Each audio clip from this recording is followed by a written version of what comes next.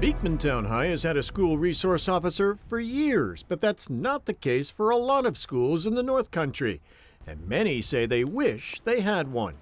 Yeah, we would like to see that. I think most schools, when you look at rural schools in particular, we don't have an agency that's really near us or by us.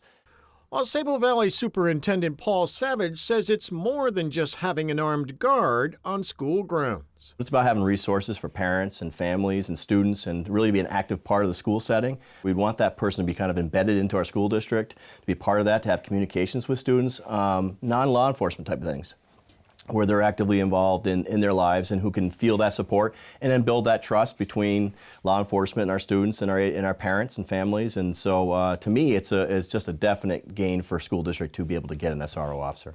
Clinton County Sheriff Dave Favro says it's much more than that, like knowing the school building inside and out, knowing the teachers and staff. But most importantly, he says, it's getting to know the students and keeping an eye out for anything out of the ordinary. I think it's important that the school resource officer gets to know the population, because our goal with having a school resource officer, contrary to what the public may believe is the goal, it is not to have somebody there to confront an armed combatant. It's to try and prevent this tragedy from happening, to be able to communicate with kids, to be able to share that information with faculty, staff, and administration, pull it together, have a teacher who may say, look, I don't really want to call the police, I feel awkward, I don't think it's my place, or I don't think there's anything to it, but here's the information I got, here's the feeling that I have. They spend as much time with these kids as parents do in many situations. So their information and their input is critical.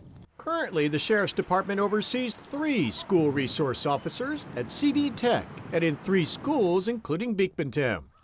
We made the commitment 4 years ago. And we've had a strong commitment to school safety around here, and they truly are a great resource for us.